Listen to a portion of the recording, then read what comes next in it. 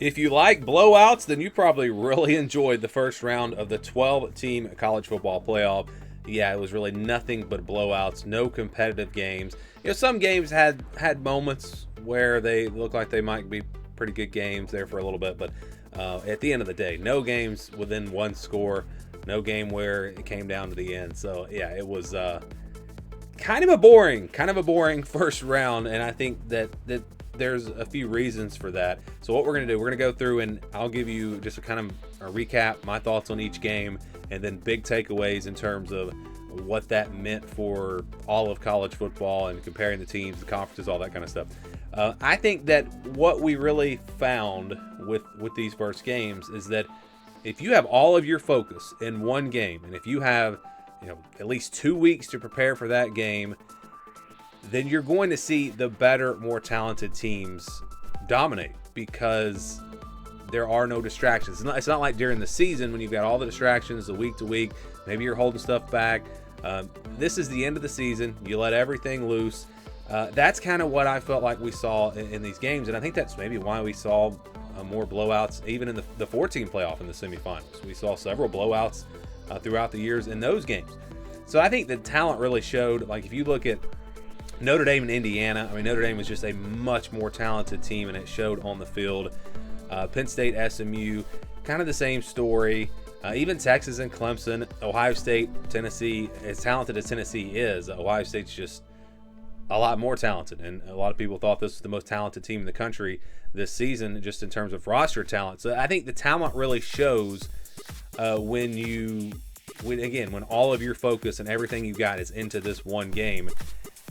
And so let's get into the games. Again, that was kind of my big takeaway from all of them. We'll start with Notre Dame, Indiana. So, yeah, Notre Dame, their defense really was the difference in this game. I thought Indiana's defense actually played pretty well. They eventually wore down because their offense just couldn't do anything. And we see that a lot of times in college football. A defense can be really, really good, but if they continue to have to go out there over and over and over again and stay on the field, they're going to wear down. That's kind of what I saw in this game.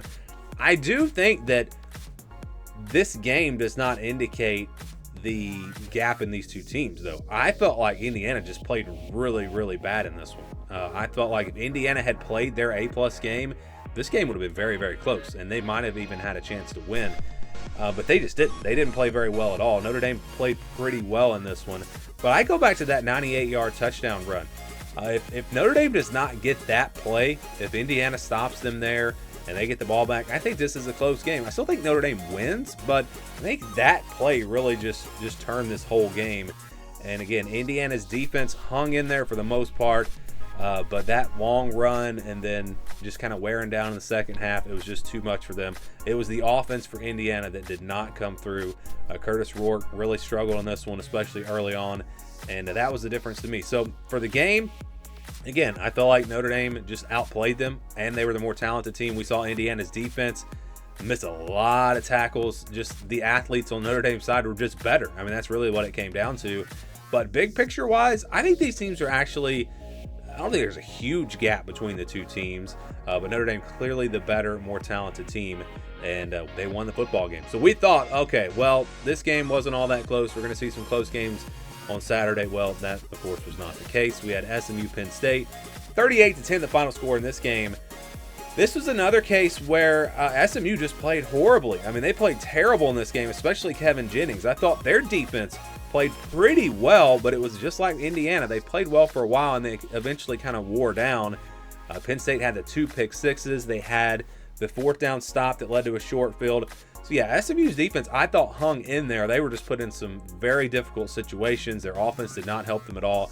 This was really just Kevin Jennings playing his worst game of the season, I guess. I was kind of surprised they didn't make the change to Preston Stone.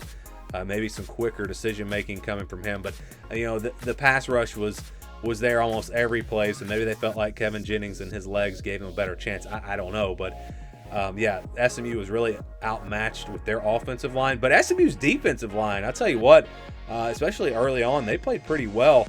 So this is another game where I don't think that the score and how this game went really it tells us the actual gap in these two teams. I think the gap's a lot closer. Now, Penn State's clearly better. I think there's a bigger gap in Penn State and SMU than Notre Dame, Indiana.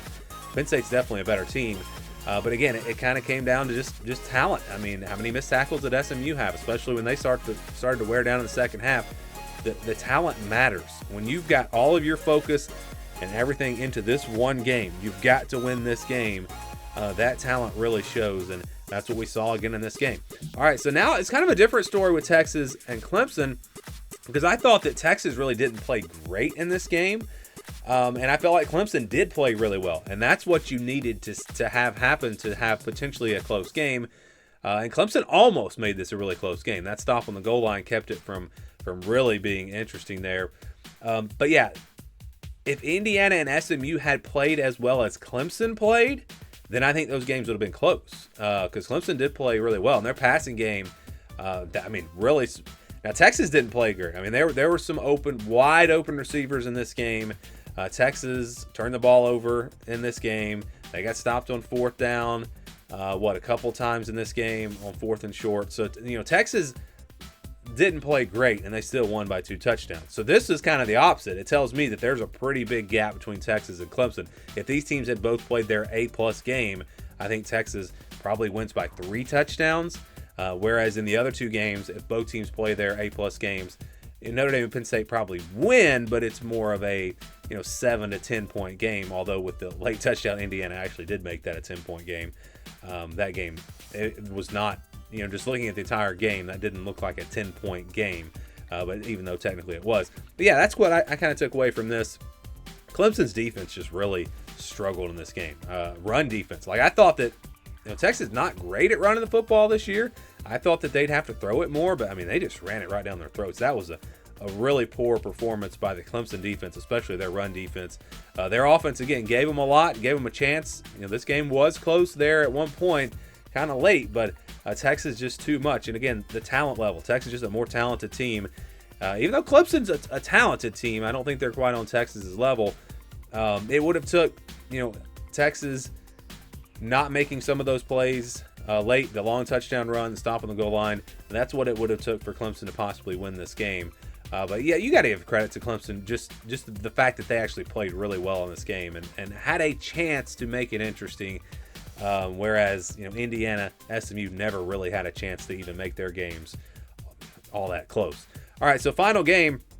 Really the most dominant performance, in my opinion, was Ohio State, Tennessee. This was not just like Tennessee playing bad and making some dumb mistakes. No, Ohio State dominated this game. I mean, they were clearly the better team.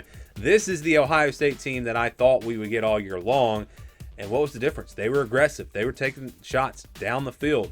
They hit those deep shots that opened up the run game. They made some big run plays. This is what I expected from Ohio State. And we finally saw it. I think this was their best performance of the year. And this is the Ohio State team that can win a national championship. If they play like this, I had Ohio State all year long pretty much until right at the end. I was picking them to win the national championship. But they kind of scared me. I got spooked a little bit after that Michigan game. But if they can get back to playing football like this, Ohio State wins the national championship. And I don't think that, Oregon's going to be tough. Texas is going to be tough. But this team, if they play like this, I think they will win the national championship. And how dumb is the bracket? The way it is what it is. But you've got Ohio State, Oregon, Texas. To me, those are the 3 teams that have the best chance to win the national championship. They're all on the same side of the bracket. Of course, we went down this road. I did a video on how I would change the seeding in the playoff. But for Tennessee, I know injuries hurt them a little bit. They were a little banged up in this game, but their receivers, you got to get open. You got to scheme them open. They got to win one-on-one matchups. That was a terrible performance by their wide receivers, just not getting open.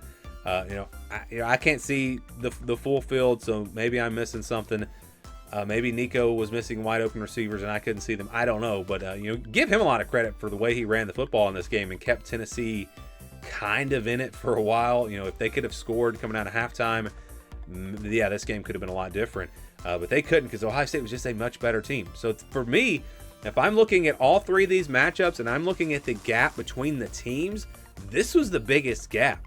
So Tennessee was either really overrated or Ohio State is just, when they play their best, is the best team in college football. I don't know for sure the answer to that. You look at Tennessee, their only really good win was against Alabama. And all right, so now let's talk about that before we wrap this thing up. I know there's a lot of talk of Alabama should have been in instead of SMU. Look, SMU played terribly, but Alabama has played like that. Look at Alabama, how they played against Oklahoma. If we saw the Alabama that played against Oklahoma up against Penn State, I think Penn State beats them even worse than they beat SMU. So that's just, look, SMU played bad, and that's just it is what it is, especially Kevin Jennings in this game. We've seen Milroe play like that at times, so I don't know what Alabama team would have shown up. But if you're thinking, wow, the answer is more SEC teams, yeah, how did that work out for Tennessee? Tennessee finished ahead of Alabama. Tennessee beat Alabama. Tennessee was ahead of Ole Miss. Tennessee was ahead of South Carolina. So having those teams in here, how would that have gone? How can you say that could have gone any differently? Like, I don't get that argument at all. I think the right teams were in. The teams that deserved to be in were in. And if Alabama, if they wanted to get in, they needed to not lose to Vanderbilt. They needed to not go out there and get embarrassed by Oklahoma. Ole Miss, you needed to beat Kentucky. I think the one team that probably has the biggest gripe is South Carolina because of the way their season went. But they weren't even, they were behind the other two teams. So yeah. Anyways, that I don't want to hear that argument. I think it's pretty dumb, honestly. You've got to earn your way in. If you lose 3 games, you shouldn't be in. I don't care. I don't care if Alabama or Ole Miss or South Carolina, if they're better teams than SMU, they didn't prove it. They didn't show it on the field. Although, again, South Carolina, maybe you have a better argument. If there's a team that really should have an argument that really we haven't heard anything from, it's BYU. BYU beat SMU. They only lost 2 games. Maybe BYU would have played Penn State a little bit tougher. I don't know. That's a team that I think should have gotten in. So those are just my big takeaways here from the first round. We will, of course, make some new predictions as we get into probably maybe like Thursday after Christmas. I'll do some new predictions because if you look at the first round, first of all, I missed 1 game, Indiana, Notre Dame. And then the way Ohio State played, I may have to change. I don't know. We'll see. I'm probably going to make some changes to some of these other predictions as well. So watch for that video on Thursday. I might do a different type of video tomorrow, so watch out for that one. And, of course, I want to hear your takeaways and give me your thoughts on round 1 of the first ever 12-team playoff down in the comments below.